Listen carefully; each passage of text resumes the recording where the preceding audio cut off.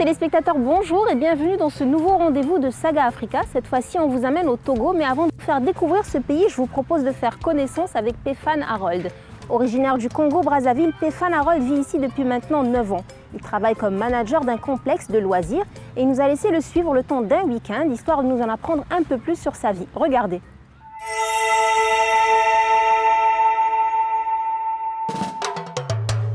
Gérant du Dja Club et de certaines activités du Flamingo, Péphane Harold partage sa vie active entre ces deux établissements sélects de Ain Djab. Son job, veiller à ce que tout soit réglé comme du papier à musique. S'il travaille principalement de nuit, cela ne l'empêche pas d'être là en matinée pour organiser ses meetings avec les collaborateurs. Communication événementielle, gestion de staff, partenariat avec des artistes étrangers, lancement de soirées à thème, Péphane s'occupe de tout. Il est presque midi et notre homme a rendez-vous avec son bras droit pour la mise en place de la prochaine animation. Doté d'un grand sens de la fête, Péphane a toujours aimé recevoir les gens.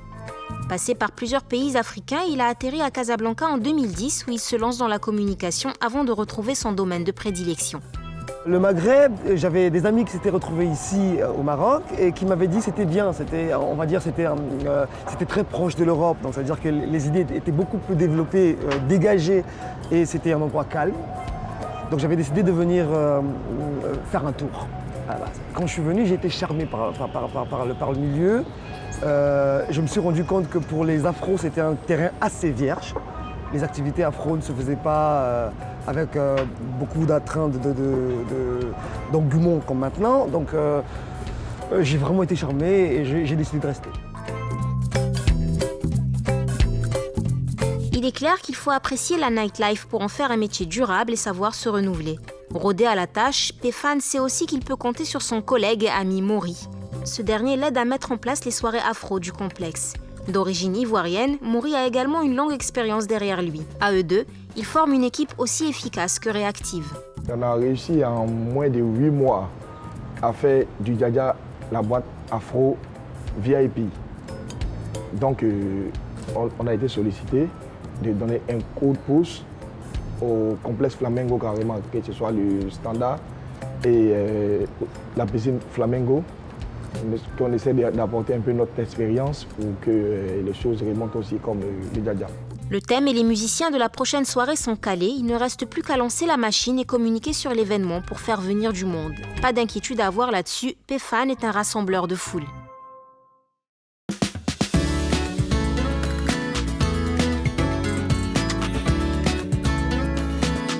Pour qu'un événement ait les retombées escomptées, il faut toucher un maximum de gens. Mais pour qu'un lieu de divertissement tienne sur la durée, c'est une autre histoire. Aujourd'hui, le progrès digital fournit à des entrepreneurs comme Péphane un certain nombre d'outils pour cibler la clientèle de manière optimale. Salut. Hello. À Médiamatic, une agence avec laquelle le manager collabore régulièrement, il est question de marketing digital et de branding, 2 points essentiels pour le développement des clubs dont Péphane s'occupe. Client, il collabore régulièrement avec les équipes en place. Venu rencontrer le directeur associé, Péphane profite de son temps d'avance pour quelques mises à jour. Au bout d'une demi-heure, les deux hommes sont enfin prêts à entrer dans le vif du sujet. Donc Gilles, c'est un ami que je connais depuis Brazzaville, c'est-à-dire qu'avant, on était étudiants à l'époque. Il s'est retrouvé à Casablanca avant moi, de quelques années. Alors lorsque je décide de venir ici, je me suis rendu compte que j'avais un ami qui était sur place. Et pour la petite histoire, c'est que ce qui est intéressant dans l'histoire, c'est que c'est la personne qui m'a montré qu'il y avait plusieurs opportunités à découvrir ici à Casablanca. Généralement, quand les afros arrivent à Casa, ils se cantonnent à ce qu'on leur dit. Casablanca, c'est compliqué, il n'y a pas de boulot pour tout le monde et tout ce qui va avec, il n'y a pas d'épanouissement professionnel. Et c'est la personne qui m'avait montré que non, c'est qu'on pouvait évoluer dans des cadres professionnels qui sont assez sympas et assez particuliers. Donc il m'a rendu très amoureux de la communication. Et j'ai travaillé avec lui dans la com, dans plusieurs boîtes avant que monsieur décide de se mettre à son propre compte. Nous avons travaillé ensemble pendant longtemps. Il a été mon formateur à un moment et il m'a permis de voguer sur d'autres mers. Et ça a été intéressant. Donc après, lorsqu'il a créé sa propre boîte, Et pour les projets que je suis en train de mettre en place avec le monde de la communication en ce moment, donc je me suis tourné vers lui pour travailler ensemble, vu qu'on se connaît et que je connais tous ses compétences. Donc aujourd'hui, on a plusieurs projets qu'on va évaluer ensemble. Et c'est pour ça qu'on va dire une fois par semaine, on se pose pour mettre tout ça en place. Comme le dit Pefan, son ami sait ce qu'il fait et surtout dans quoi il met les pieds. 12 ans dans le domaine, ce n'est pas rien et son expertise vient toujours à point nommé quand il faut lancer de nouvelles opérations. Avec Pefan, généralement, on se voit une fois par semaine parce que, j'ai envie de dire, tout dépend du projet qu'il a. Généralement, on fait un point sur l'ensemble des soirées qu'il y a à venir, des événements qu'il doit organiser. Et en fonction de chaque événement, en fonction de la cible qu'il veut toucher et de la particularité de l'événement, on lui propose un plan de communication. Donc c'est chaque fois un plan qui est spécifique. Aujourd'hui, par exemple, s'il veut organiser un événement pour la communauté, je sais pas, subsaharienne ou ivoirienne, par exemple, au Maroc, on va aller sur un type d'action où on va cibler uniquement les Ivoiriens, en tout cas principalement les Ivoiriens qui sont présents au Maroc. Si c'est un événement avec un artiste qui est beaucoup plus en vogue et qui est connu de tout le monde, je sais pas, un rappeur français par exemple d'origine africaine, à ce moment-là on va cibler tout le monde, on va être sur une cible beaucoup plus large. Et quels canaux est-ce qu'on utilise? On est sur le digital, principalement sur les réseaux sociaux, parce que ça marche très bien. Tout le monde est sur les réseaux sociaux aujourd'hui, donc principalement Facebook, Instagram, WhatsApp aussi qu'on intègre aujourd'hui. Et donc généralement on lance des campagnes sur ce type de réseau pour toucher les personnes qui nous intéressent. Hormis une relation professionnelle intéressante, Pefan et Gilles partagent un intérêt commun pour le bénévolat. Avec un groupe d'amis à eux, ils ont décidé il y a quelques mois de créer une association venant en aide aux orphelins et mères célibataires. Passés par 3 guerres civiles dans leur pays d'origine, l'un comme l'autre savent ce que c'est que de se retrouver sans ressources et dans une insécurité totale. L'association que nous avons créée il y a quelques temps, il y a peu de temps, qui s'appelle FFF, Fight for Future. Comme le nom l'indique, c'est que une fois qu'on atteint, on va dire, un certain âge, on pense à tous ceux qui viennent après. Et Gilles et moi, on est congolais. Et quand on vient d'Afrique centrale, dans des pays qui ont été assez chauds à une certaine époque, on est très sensible à la douleur. Donc une fois qu'on a réussi à s'en sortir à l'étranger et qu'on a compris que le besoin de se sentir était très criant, pourquoi avec les problèmes d'immigration, avec le problème de l'esclavage qui existe, avec tout le tollé de personnes qui se retrouvent à Casablanca et qui sont dans des situations qui sont vraiment défavorables, nous avons fait le choix de venir en aide aux plus démunis. C'est vrai que Fight for Future, dans un premier temps, en tout cas sa vocation première, est de venir en aide aux orphelins et mères célibataires en situation précaire. Mais en même temps, il y a une deuxième mission qui est secondaire, qui n'a rien à voir avec les orphelins et les mères célibataires, mais qui est plutôt liée aux enjeux environnementaux, pour lesquels on accorde une importance particulière. Donc on se réserve aussi le droit, c'est même un devoir, c'est pas un droit, c'est un devoir, de mener des actions dans ce sens, lorsque ce sera possible. Nous n'avons pas de restriction de champ. Nous venons en aide à tout enfant qui est un enfant, donc autant les enfants originaires du Maroc, de toute l'Afrique ou de partout ailleurs. Et vu que nous allons rentrer en partenariat avec des orphelinats et à d'autres associations qui existent ici à Casablanca et même à Rabat, nous allons venir en aide à tout le monde. L'objectif n'est pas de se limiter au Maroc.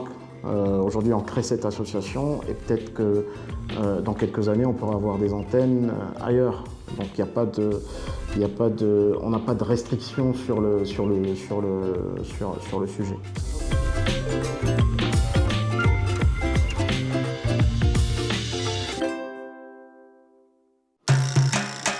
Encore un rendez-vous. Ce coup-ci, c'est avec des acteurs culturels dans un hôtel du centre-ville. Objet de la rencontre, l'organisation d'un festival qui en est à sa 4e édition. Au programme, danse et musique en provenance des 4 coins d'Afrique. Pefan a accepté de leur donner un coup de main en sa qualité d'influenceur. Comme la communication, c'est mon métier, nous avons plusieurs volets de communication que nous utilisons surtout pour les communautés afro. Nous essayons de se mettre sur le digital, beaucoup sur le digital pour toucher le maximum de personnes. Mais aussi, il y a une communication de proximité parce que les afros aiment bien côtoyer ceux qui connaissent bien.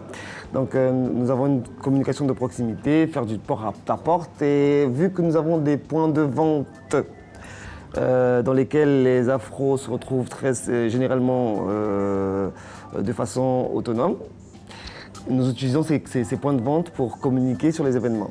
Mais seulement, il faut intéresser la cible. C'est surtout ça le point de jonction, c'est le point le plus compliqué. Parce que l'afro, il faut savoir que lorsque les afros se retrouvent à l'étranger, ils s'intéressent difficilement à des événements qui sont censés les concerner. Donc il y a une certaine façon de les motiver. D'où l'intérêt d'avoir une personne qui puisse le faire. Monsieur Péfane, c'est un communicateur. Voilà, lui, c'est quelqu'un de sérieux. C'est quelqu'un vraiment, quand il te parle d'un événement, comme on le dit chez nous, c'est les gens qui ont là de la parole en fait. Voilà. Nous sommes les hommes de terrain, donc Monsieur Péfane. C'est le communicateur, c'est le porte-parole. Donc c'est un peu ça. Le festival, à ses débuts, aujourd'hui, on voit quand même une certaine amélioration. Les gens s'intéressent un peu. Il faut dire que le Marocain ne connaît pas très bien, comme il a dit, c'est l'Afrique subsaharienne. Le Maroc n'est pas très ouvert d'abord culturellement vers ces pays-là. Mais à travers le festival, il y a la curiosité. On veut découvrir qu'est-ce qui se fait ailleurs et comment les Marocains également peuvent vivre ces pratiques. C'est la danse, c'est la musique, comment on vit ça. Donc les Marocains n'hésitent pas à participer, comme toutes les autres nationalités d'ailleurs.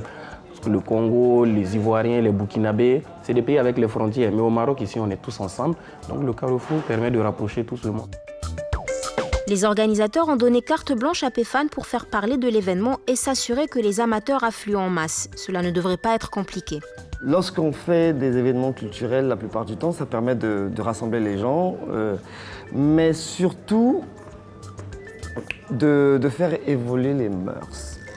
Il faut savoir qu'ici à Casablanca, on va dire que la communauté afro aime bien tout ce qui est dansant, tout ce qui est festif.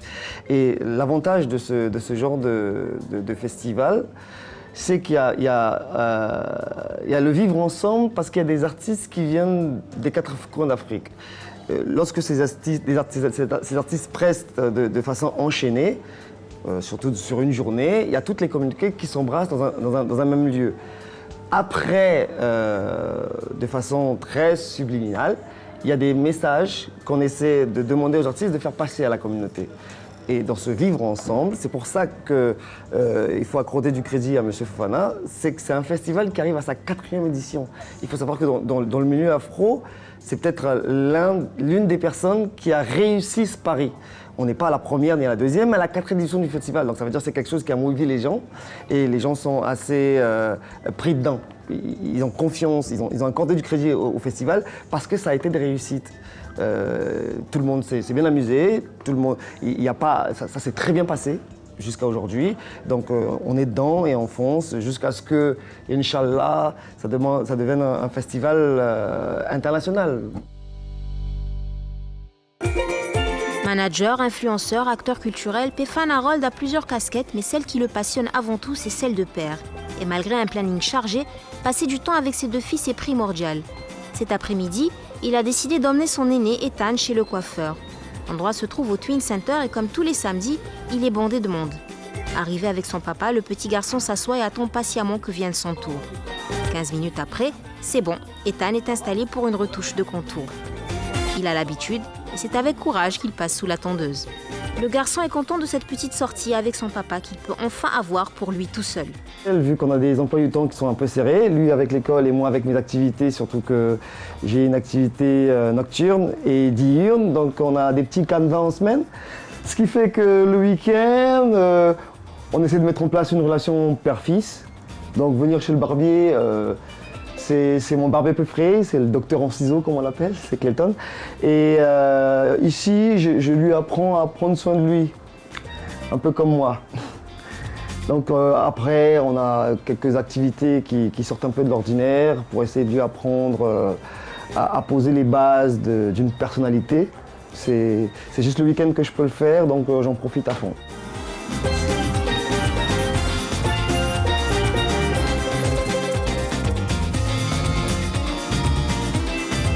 Vu qu'ils sont deux et que les activités en extérieur, c'est pas évident pour le plus petit, le plus jeune, donc le samedi, je me consacre beaucoup plus au plus grand. Et le dimanche, j'essaie d'organiser des activités familiales d'ensemble. Mais pour le premier, vu qu'il est à l'âge de l'apprentissage, comme on dit chez nous, à 7 ans, il faut se forger déjà une personnalité assez propre. Donc comme il a 7 ans, je suis obligé de passer beaucoup plus de temps avec lui qu'avec le plus petit. La coupe rafraîchie, père et fils peuvent passer à la seconde partie du programme. L'après-midi se poursuit dans un restaurant situé lui aussi au Ma'arif. Invité d'honneur, Ethan sait ce qu'il a envie de manger. Et en attendant que la commande arrive, il joue avec sa tablette sous le regard attentif de son papa. Le monde, il va vite. Et aujourd'hui, les nouvelles technologies, il va les embrasser très vite. Malgré les restrictions que je peux mettre, je préfère l'habituer à ça très tôt, tout en étant très vigilant. Et jusqu'à aujourd'hui, je pense que ça lui a été plus bénéfique qu'autre chose. Pour la petite histoire, il a appris à parler anglais tout seul parce que la majorité des comptes pour enfants sur lesquels il est abonné, ces comptes sont en anglais. Donc aujourd'hui, il parle super bien anglais, peut-être même mieux que moi, juste en regardant ces vidéos-là. Donc il a appris tout seul. Et je me suis rendu compte qu'il y a beaucoup de choses qu'il peut apprendre à faire tout seul grâce aux nouvelles technologies. Donc vu qu'il va à l'école, il n'a pas sa tablette toute la semaine. Sauf le mercredi, c'est ça? Sauf le mercredi et vendredi. Et samedi, dimanche. Samedi, dimanche. Alors je suis obligé, donc j'ai installé plusieurs pare-feux. Déjà, il n'a pas accès au navigateur. Il n'a accès qu'à YouTube et sur les comptes sur lesquels il est abonné. Donc même pour les jeux, avant de les installer, il me pose la question. Et lorsque c'est agréé pour son âge, je le laisse les installer. Stéphane interroge son fils, l'écoute et rebondit sur d'autres sujets. Un moment de qualité où le manager oublie tout pour se concentrer sur l'essentiel et donner le meilleur de lui-même.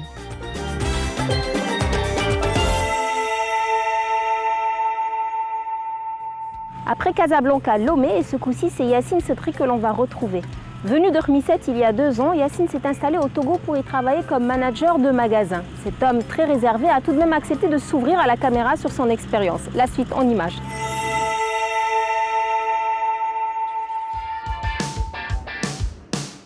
Nous nous trouvons dans la zone commerciale de Lomé où Yacine Setri officie depuis maintenant 2 ans.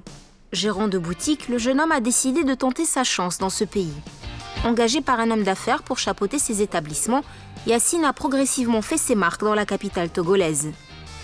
Les magasins dont il s'occupe commercialisent des chaussures, mais aussi des vêtements et accessoires pour hommes. Le propriétaire passe le plus clair de son temps à l'étranger, alors Yacine gère les lieux et veille sur le business. بديت في الاول يلاه بديت كنتعلم شي شويه جاني هادشي عادي حتى اللغه ديال الفرنسي ما كنتش عارفها مع الوقت بديت كنتعلم الفرنسي وهادي ودابا الحمد لله بخير راني غادي مع الناس مزيان عادي الحمد لله. La concurrence est rude, mais apparemment les produits marocains ont la réputation d'être bon marché et de qualité correcte. Particuliers, revendeurs, la clientèle des magasins est très diversifiée. انا اللي كنجري محلات عندنا ديال الصباط عندنا 2 محلات كنبيع فيه الصباط والجين ولي صاك ديال العيالات والقوامج لي فيست هادشي اللي كنبيعو. كيجيو عندنا الناس كتعجبهم السلعه ديالنا ديال المغرب حيت لو فري كاليتي لو فري كوير كيتقدم عندنا بالديتاي وبالجمله. كاين اللي كيجي يشري باش يعاود يبيع، كاين اللي كيشري لراسو هادشي اللي كاين.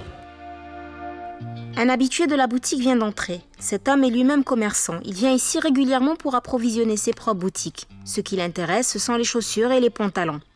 Passons en revue les nouveaux modèles, il désigne ceux qui lui plaisent. C'est apparemment sa 3e visite ce mois-ci. Il faut croire que le cuir marocain a le vent en poupe. Les modèles choisis et regroupés dans des sacs, c'est à présent le moment de passer à la caisse. Vraiment, Yacine, il est occupé de moi beaucoup, bien bon. Il est très gentil avec moi. Parce que tout ce que je lui demande, il me fait bien. Vraiment, je suis trop content de lui, vraiment. Et puis, que je lui donne un bon sens, avec une longue vie aussi. Vraiment, lui, c'est une personne qui connaît les bons business. Vraiment. Je viens tout le temps, parce que la qualité, c'est très bon pour moi. Et puis, c'est bien classe. Et puis, les saucisses de Maroc, c'est bien classe. Et puis, c'est en cuir. Pour moi, ça me plaît beaucoup. Mon client qui achète avec moi, ça intéressait beaucoup. Burkina, Mali, Côte d'Ivoire, tout le monde achète avec moi. Donc c'est grâce à Saucisses de Maroc. Et je viens acheter ici, vraiment, ça marche avec moi beaucoup. Ça coule avec moi beaucoup. Et puis les qualités, c'est très bon. Et puis les clients t'intéressaient beaucoup. C'est très bonne qualité, vraiment. Je dirais ici, j'achète les marchandises ici, je n'ai pas trouvé les problèmes quand même. Dieu merci. En ce moment, la deuxième boutique est en pleine rénovation, alors le jeune homme passe le plus clair de ses journées ici, tout en supervisant les travaux de l'autre local. Parmi ses activités, il y a aussi la réception des conteneurs, leur répartition et la gestion des stocks. C'est beaucoup de travail, mais Yacine ne semble pas incommodé par ses responsabilités. Il est venu au Togo pour ça. Cette fonction lui permet en outre de mettre en valeur les produits de son pays et de cumuler assez d'expérience pour le jour où il voudrait lui-même se lancer dans le business. Au Togo ou ailleurs. Le continent est vaste et offre pas mal de possibilités. السلعة كتجينا من المغرب. كاين شي ناس كنعرفوهم هما اللي كيصايبوا الصباط كنكومونديو السلعة وكيصيفطوها لنا في كونطونير. Si le marché connaît un certain ralentissement d'après Yacine, des commerces comme celui-ci arrivent encore à tirer leur épingle du jeu. C'est ce qui le motive à rester quand bien même Khmissat lui manque un peu. كل حاجة منها شوية، أكثرية كيديو الجين الصباط شوية حتى هو هادشي اللي كيديو.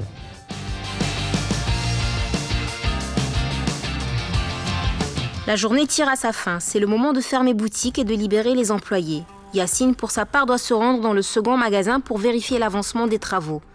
Un rituel qu'il observe scrupuleusement depuis le début des opérations. دابا أنا يلاه ساليت الخدمة ديالي من في المحل ديالي غندوز للمحل الآخر اللي بدينا فيه الصليح.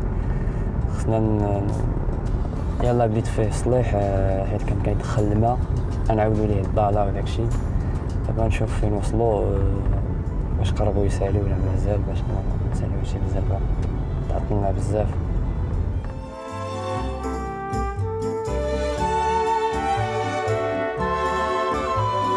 Il fait presque nuit et les ouvriers attendent son arrivée. Cela fait maintenant 2 semaines que la boutique est en arrêt. Yacine espère ouvrir d'ici 2 mois, mais le maître d'œuvre en demande 3.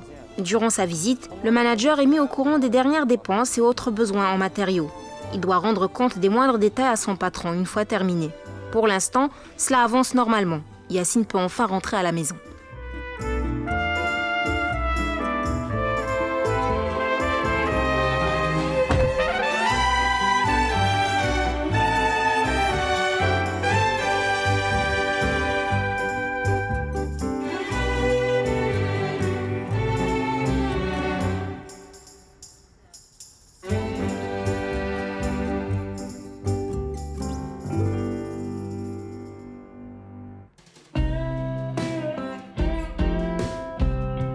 Retour au Bercail. Son domicile se trouve à 15 minutes des magasins. Le quartier est tranquille et les loyers ne sont pas chers. Un avantage pour le jeune homme qui peut bénéficier d'un bon espace pour moins de 1000 dirhams par mois. La soirée ne fait que commencer. Vu qu'il passe le plus clair de son temps au travail, c'est à partir de 19h qu'il peut s'adonner aux choses qui l'intéressent, comme le sport par exemple. Rentrer changer ses vêtements, notre homme en profite pour se faire un thé vite fait et souffler un peu.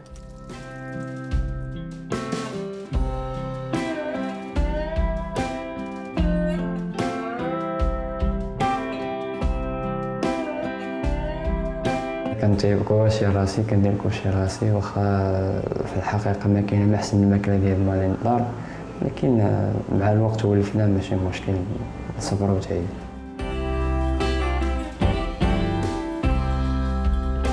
Le jeune homme vit seul dans cette maison. Il y a encore quelques mois, il partageait sa demeure avec un ami venu lui aussi tenter sa chance au Togo. Mais ce dernier a finalement décidé de rentrer. Depuis, le gérant n'a pas cherché de colocataire. Le boulot est loin derrière. Yacine en profite en regardant un peu la télévision ou en prenant attache avec les siens via les réseaux sociaux.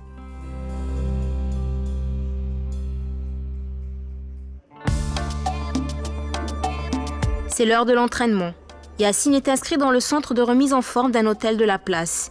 Il peut ainsi combiner cardio et natation dans un cadre soigné et loin de l'agitation du centre-ville. Comme tous les jeunes de son âge, il veille à se maintenir en forme. Quand on vit loin de chez soi, il suffit d'un rien pour prendre de mauvais réflexes. Voilà pourquoi il met un point d'honneur à venir ici au moins 4 fois par semaine.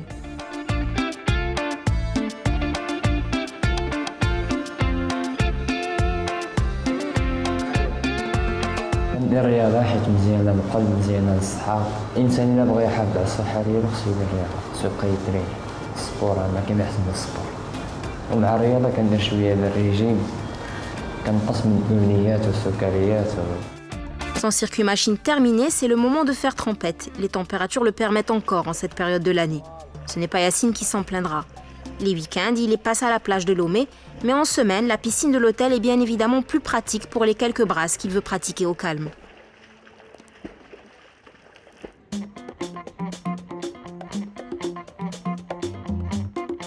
Après l'effort, le réconfort. Yacine a tenu ses engagements sportifs envers sa personne. Il peut à présent se poser dans ce restaurant où il a ses habitudes. L'endroit est tenu par une connaissance à lui, alors notre homme est un peu chez lui ici. C'est l'un des premiers endroits qu'il s'est mis à fréquenter en arrivant dans cette ville, petite certes, mais dynamique. كنجي ليه فاش كنسالي الخدمة مع ديك 8 9 كنلقاها خاوية كنرتاح كتكون خاوية شوية كنرتاح فيها نقية الماكلة فيها وتا بلاصة نقية ما فيهاش صداع بزاف وسميتو جات حدا البحر شوية فهمتي مزيانة الهواء نقي وكذا. Sa venue ici, Yacine la décrirait comme un pas dans la bonne direction. Une décision prise à un moment où il avait envie d'explorer d'autres cieux. Ayant eu vent du potentiel des pays africains en matière de commerce, il a presque tout de suite accepté cette offre d'emploi sur Lomé. فاش كنسالي من الخدمة أول حاجة كندوز لاصال كندير شوية السباحة كنتريني شوية سبور هادشي اللي كاين.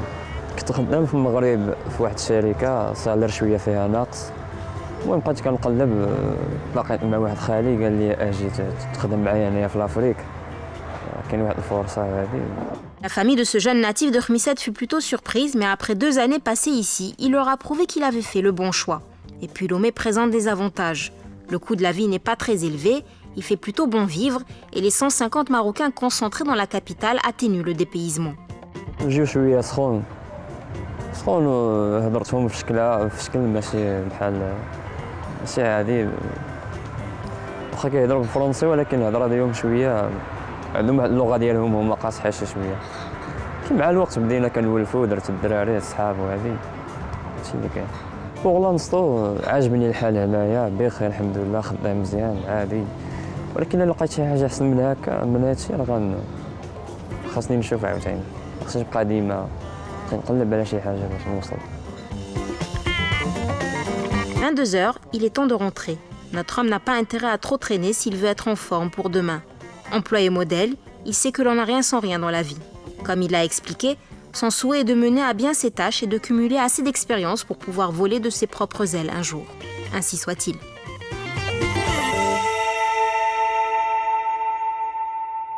Nous voilà arrivés au 3e profil de cette émission. Antoine Zougbor est à la tête d'un complexe artisanal dont la devise est « l'art pour tous ». Primé à plusieurs reprises pour son travail, Antoine a également la passion comme grande cuisine. Il nous a présenté ses 2 activités ainsi que ses lieux de prédilection dans sa ville natale. Suivons-le.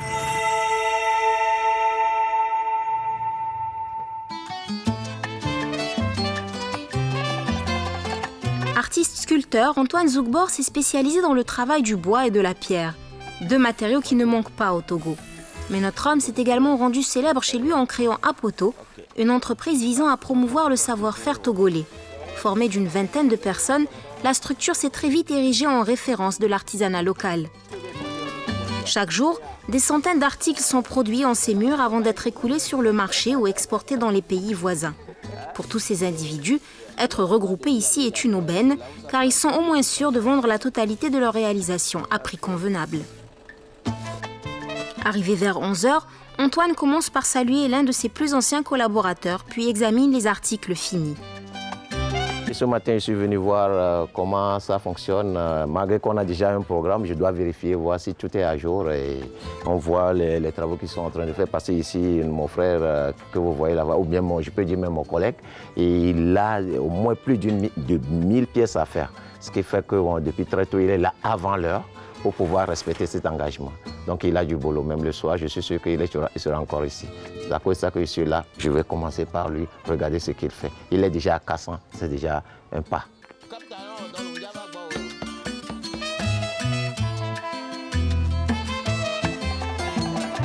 On a 17 personnes qui travaillent avec moi actuellement. Certaines personnes sont en chantier. Donc il y a un nombre ici sur place que vous pouvez voir. Voilà, ils sont là, pas seulement pour mon travail, mais c'est pour... La plupart sont des indépendants, ce qui fait que tout le monde n'est pas sur place. Si on a une commande, on a un chantier ailleurs, il y a une décoration à aller à faire ailleurs, on peut y aller revenir.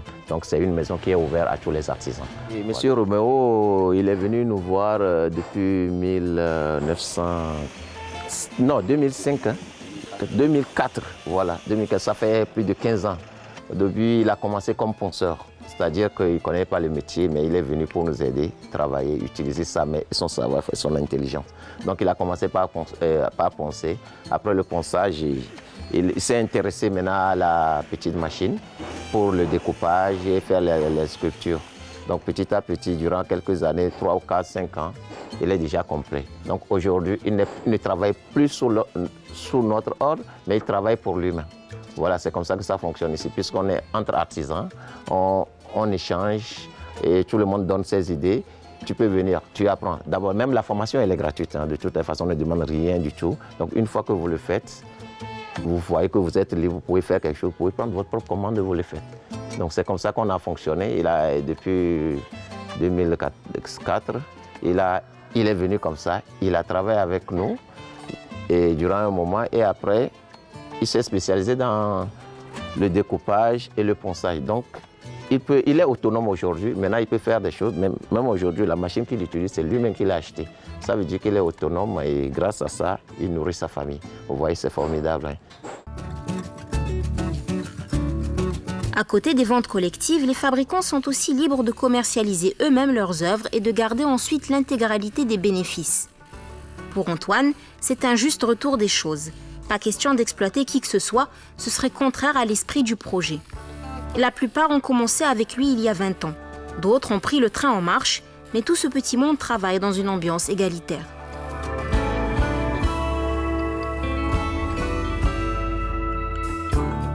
Antoine s'approche d'un autre artisan, chargé de sculpter des animaux miniatures, qu'aussi a développé des techniques à lui au fil des ans.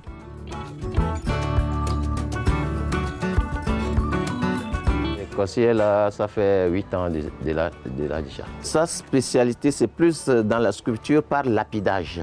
C'est une technique qu'on a développée ici, qu'à partir de papier abrasif, nous pourrons transformer le bois. Au lieu d'utiliser le ciseau ou bien des petites pièces pour pouvoir couper le bois, pour faire la forme ou bien donner une forme à une statuette, lui, à travers ce lapidage, jusqu'au peu de papier abrasif, il voit ça, il réfléchit, à partir de ça, il peut faire la forme et donne la forme à ses objets. C'est comme ça qu'il travaille. Je peux vous dire qu'on recrute, on laisse et il travaille. C'est quelque chose, c'est un système comme ça. Comment ça se passe? C'est que ici, c'est un centre artisanal privé que j'ai mis en place depuis 1996. Donc, petit à petit, nous avons grandi avec des amis qui partent, qui reviennent, qui acceptent de rester. Comment ça fonctionne? Bon, ils attendent parler des objets et de ce que je fais. Oui, bon, eux, ils sont venus. Mon conseiller était venu par l'intermédiaire d'un ami que je connais, un ami comptable, qui lui a parlé de nous. Et il est venu voir, il a dit qu'il fait ça. Lui, il ne s'est pas formé ici, il connaît avant de venir. Donc, il ne s'est pas formé. Il est venu, il dit, bon, voilà, c'est ce que je fais. Si vous voulez, vous pouvez intégrer ça aussi dans votre boîte. J'ai dit, bon, OK, si c'est ça, on va chercher les matériels et on va le faire. Donc, c'est comme ça qu'on a commencé avec lui. Et lui, il est employé, il est payé pour ça. Voilà. Donc, c'est par là, de bouche à oreille, qu'il est venu rentrer dans le groupe. Et il se plaît pour ça. Voilà.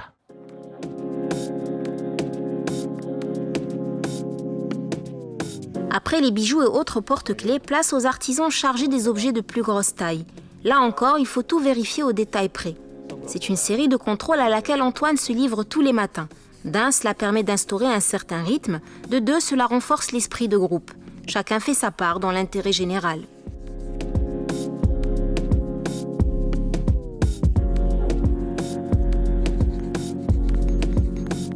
Petit, Antoine aimait dessiner, peut-être pour échapper à une réalité assez difficile. Issu d'une famille nombreuse, il a très vite dû subvenir à ses besoins et à ceux des siens. Plus manuel que scolaire, il savait que les études classiques n'étaient pas pour lui, mais qu'en revanche, ses aptitudes artistiques lui ouvriraient les portes. J'adore les travaux manuels. Bon, je l'ai toujours fait depuis mon bas âge. J'ai déjà fait des voiturettes avec des boîtes de conserve, tout ça. Donc c'est petit à petit par là que je fais de bonnes choses. Les gens ont aimé les choses et voilà, on a grandi avec ce centre. Ça fait donc le centre, même lorsqu'on est arrivé ici, depuis 96, donc 96 jusque-là, ça fait beaucoup d'années. Donc si on peut faire 2, 3, 4, 5, 6 ans, plus de 10 ans, automatiquement on est professionnel. Voilà, c'est comme ça que je me suis grandi. Bientôt je vais avoir les cheveux blancs aussi. Avec des amis, il décide de créer une association de talents et d'utiliser des matières premières bon marché pour fabriquer des objets d'art. Les retombées de son initiative ne se font pas attendre longtemps. Les commandes affluent, les miniatures se vendent comme des petits pains et le ministère de l'Artisanat décide d'appuyer la démarche. Sollicité un peu partout, primé à de nombreuses reprises et invité à exposer à l'étranger, Antoine Zougbor voit son entreprise grandir moins de 5 ans après sa création. Il doit recruter plus de monde, chose qu'il ne manque pas de faire, mais doit également gérer cette nouvelle notoriété. Aujourd'hui, je peux dire que ce centre nourrit son nom, franchement, et nourrit les gens qui travaillent avec lui et dans ce centre. Voilà. Donc ça veut dire qu'on forme les gens. Vous avez rencontré certains artisans ici. Personne ne vous dira qu'on lui a pris 100 francs pour la formation. La formation, elle est gratuite. Mais il faut que la personne se sente à l'aise. Vous avez vu tous les jeunes, quand on travaille tout de suite, on échange avec eux tout de suite, il est content. On ne voit pas un patron qui vient en veste, une fois qu'il vient, tout le monde a peur. Non. Mais moi, je vois que là, avec ça même, ça marche. Il est clair que l'entreprise du sculpteur a profité à tous ceux qui l'ont accompagné. Animé d'une philosophie altruiste, Antoine a toujours vu dans la réussite des autres sa propre réussite. Avancer, oui, à condition de faire avancer son entourage en même temps. Si tu mets la personne à l'aise, il peut travailler, il peut vous donner des idées, il peut échanger avec vous, il peut contribuer à votre réussite. Mais si vous ne pensez pas à la réussite de l'autre, vous ne le laissez pas éclairer, et il allume la lumière qui est en lui, franchement, vous-même vous perdez quelque chose aussi. Alors que s'il s'allume, il va vous éclairer aussi. C'est-à-dire qu'on partage, on échange. C'est ça qui fait que tout le monde en profite ici. C'est-à-dire que si vous venez ici, ce n'est pas parce que vous devez avoir l'argent pour pouvoir apprendre. Moi, ce métier, je ne l'ai pas payé avant de l'apprendre. Mais je dis que c'est venu comme ça parce que je l'ai aimé. Et je suis aujourd'hui passionné de ça. Aujourd'hui, si on parle de centre pilote Afrique, ce n'est pas parce qu'il y a un gouvernement de quelque part qui a financé ici. Non, on l'a fait nous-mêmes.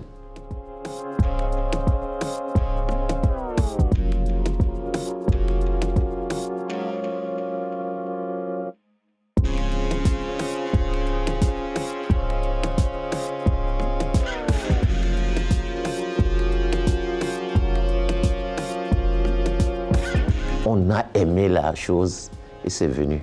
On veut voir les autres profiter, ils sont venus.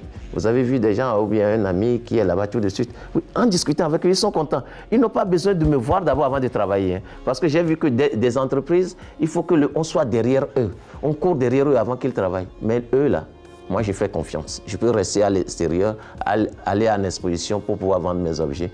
Si je veux tel nombre de pièces, il suffit que j'appelle, l'objet est fait et c'est venu à la date prévue. Donc c'est facile. Mais une fois qu'on sert les gens, on dit voilà, je veux qu'on sache que c'est moi le grand patron. C'est moi le grand patron, toujours le grand patron. Vous allez voir que vous allez perdre quelque chose. Certainement, vous allez perdre. Parce que ce que la personne là, en face de vous, a pour vous donner, il ne peut pas tout donner.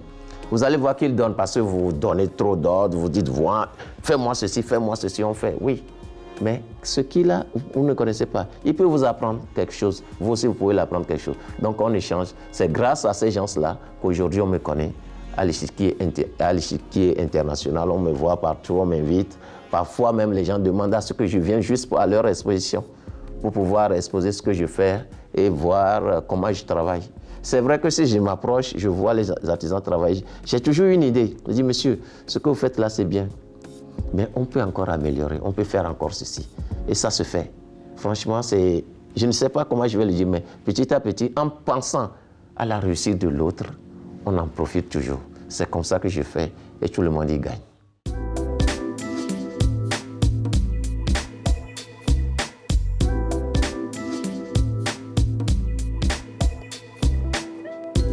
Les mails et commandes de la journée réglée, c'est au tour du sculpteur de se remettre à l'ouvrage au milieu des autres artisans. Cette sculpture, je l'ai fait, ça fait plus de 6 mois. Je fais un peu, je laisse, je fais autre chose, je reviens sur elle, je ne peux pas m'en passer. Mais au fur et à mesure, ça devient vraiment un objet noble, un objet parfait, parce qu'il y a une vie dedans. C'est comme dans un atelier, vous faites autre chose, vous pouvez faire cet objet, vous laissez, vous tournez, vous revenez. Donc si vous voyez encore exactement la pièce, là vous allez voir que c'est comme ça que ça tourne. Ça revient, ça va, ça revient, ça va. Voilà.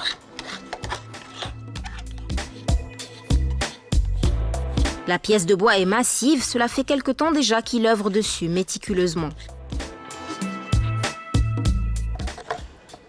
Ce qui est encore formidable sur ce bois, si vous voyez l'arbre de l'acacia, l'arbre même avec ses écorces bizarres, avec des fleurs jaunes, mais vous arrivez à la fin, au milieu de cet arbre, vous trouvez que le bois est marron. Et si ça vieillit, ça noircit encore en plus. C'est ça qui est... Vous ne trouvez même pas le jaune. Donc on se demande que vraiment, c'est une bois, on peut l'appeler aussi, c'est un bois multicolore. Parce que c'est formidable, vous avez tout dedans. Antoine Zugbor entretient un rapport particulier avec la matière.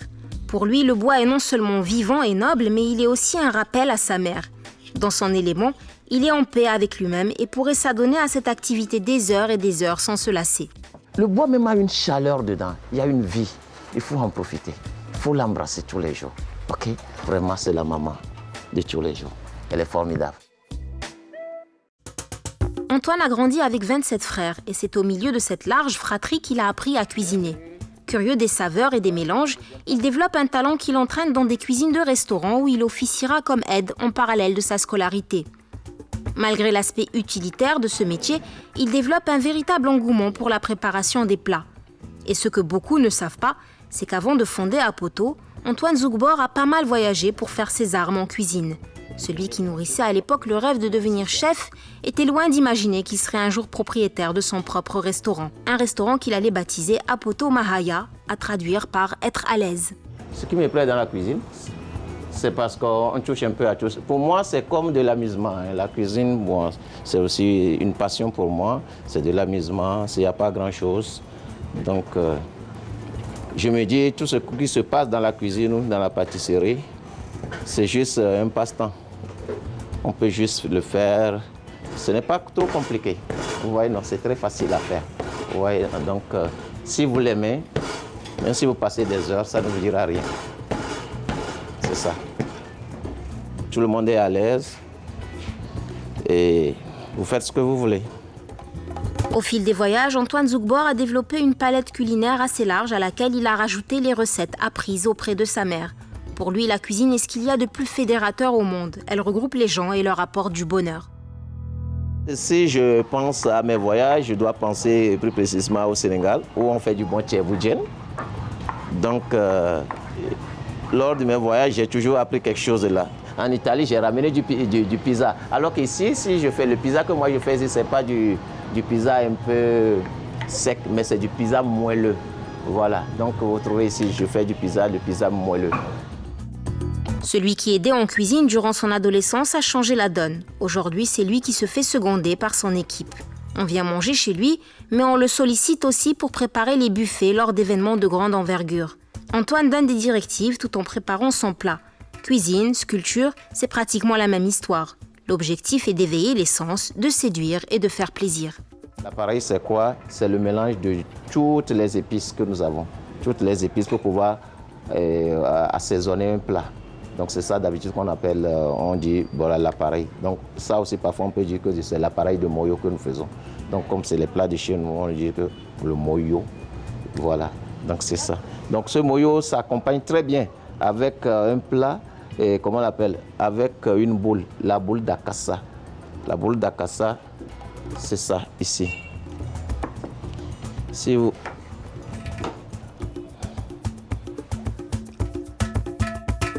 La recette qu'il a choisi de nous montrer ne nécessite pas beaucoup d'ingrédients car tout est dans l'assaisonnement. Ne pas se tromper dans les dosages au risque de finir avec un plat fade ou excessivement relevé. C'est un plat typiquement, on peut l'appeler aussi un plat typiquement ouest-africain parce que ce n'est pas loin du kédjenou qu'on trouve aussi en Côte d'Ivoire. C'est presque la même chose, on mélange les légumes mais on les fait cuire ensemble. Alors qu'ici, on ne fait pas cuire ça, c'est frais. Voilà, ce plat moyo est très simple, frais, appétissant. Bon appétit. N'oubliez pas surtout, c'est bio, ça va vous plaire. Bon appétit. C'est prêt, le chef peut passer à autre chose. Une pâte à tarte par exemple qu'il accommodera sûrement avec des fruits de saison. Mais ça, c'est une autre histoire. Antoine est attendu ce soir à un événement de mode. Il va devoir quitter les lieux un peu plus tôt.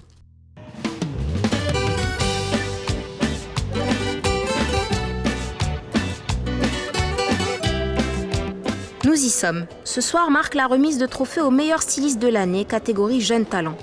Sollicité pour fabriquer les récompenses, Antoine fait aussi partie des invités d'honneur. De nombreuses personnalités sont au rendez-vous pour célébrer les nouvelles têtes d'affiche de la mode togolaise.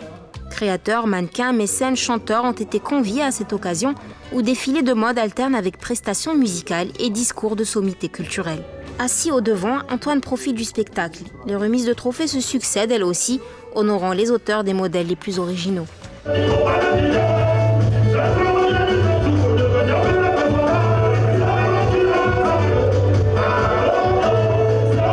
2 heures après, la soirée touche à sa fin. Le sculpteur est content, l'événement fut un réel succès.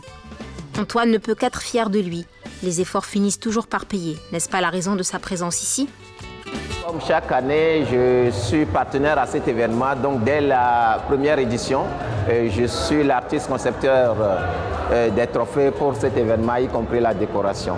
Voilà, je suis toujours fier parce qu'au fur et à mesure que l'événement grandisse, j'améliore aussi mes travaux. Donc franchement, aujourd'hui, ce que je vois encore sur le podium, c'est vraiment merveilleux. Antoine ne peut qu'être fier de lui. Les efforts finissent toujours par payer. N'est-ce pas la raison de sa présence ici ? Cet événement est complètement, je peux dire même décalé, mais décalé supérieur. Ce qui fait que Awunion Award nous donne plus de choses, de nouvelles choses chaque année. Et au fur et à mesure aussi, moi aussi j'améliore mon travail avec eux.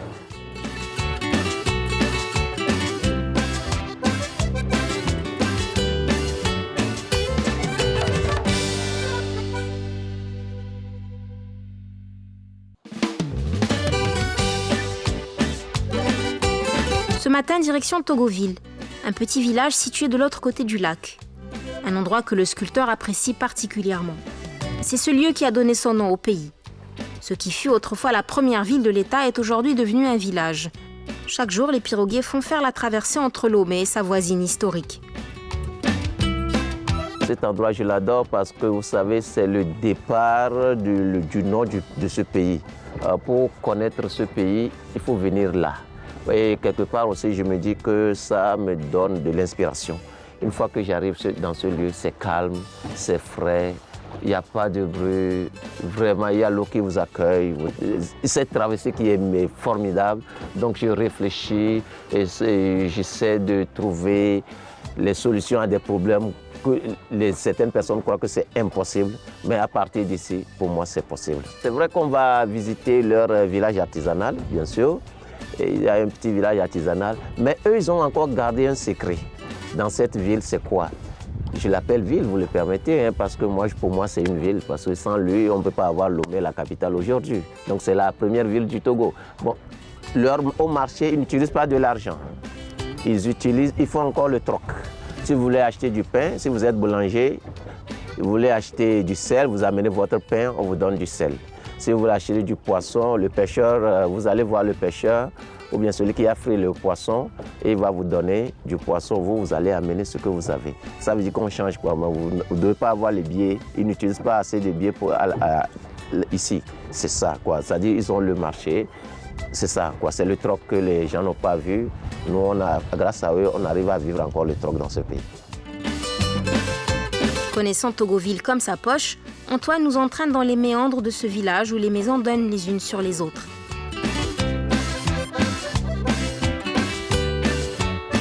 Après 15 minutes de marche, nous arrivons chez un ami d'Antoine, propriétaire d'une boutique où il vend des objets de sa fabrication.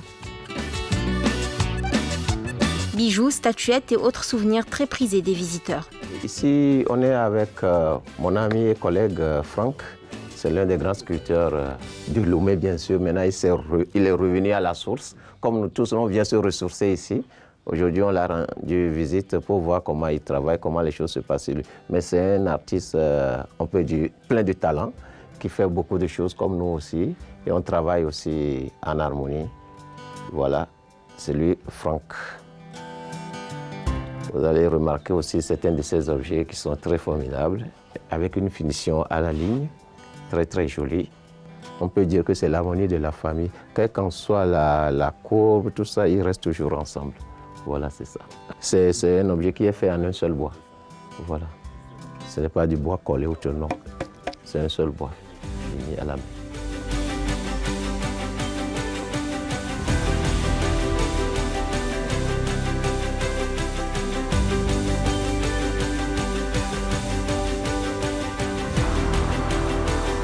Surpris en plein ouvrage, le propriétaire des lieux en profite pour nous faire visiter son atelier avant de poursuivre vers la maison royale. Comme le nom l'indique, cette demeure appartient au roi de Togoville. Couronné après le décès de son père, cette sommité a une symbolique hautement spirituelle sur ces terres. Les matinées servent aux visites de courtoisie durant lesquelles il faut suivre des règles bien précises. Des gens sont déjà là pour parler au roi. Antoine se plie au rituel lui aussi, heureux de pouvoir présenter ses hommages. Pour la petite anecdote, on dit que les habitants de Togoville sont arrivés d'Égypte au XVe siècle et se seraient installés ici pour y fonder une énième communauté. Togoville, en général, est une terre d'accueil, une terre bénie par Dieu Tout-Puissant et bénie par les dieux, nos divinités. C'est une terre d'où on vient chercher la bénédiction, on vient chercher le bonheur. Parce que ici, chez nous, ici à Togoville, le mal n'y est pas. Les gens viennent avec leurs mots, viennent laisser ici pour prendre la bénédiction. Voilà. C'est le rôle principal de la divinité Nyeblin que nous servons ici. La visite prend fin par les bénédictions royales sur l'assistance. Antoine est satisfait de l'échange, il est temps pour lui de prendre congé. Raccompagné par son ami, notre sculpteur se prépare à remonter dans sa pirogue. Ses visites à Togoville ont beau ne plus être aussi fréquentes qu'avant, c'est un endroit où il vient toujours avec plaisir et qu'il aura toujours envie de faire découvrir aux étrangers. Et voilà, Saga Africa, c'est terminé pour aujourd'hui. J'espère que vous avez apprécié cette visite au cœur de Lomé. Je vous retrouve Inch'Allah le mois prochain pour de nouvelles rencontres. En attendant, prenez soin de vous. Les bisous.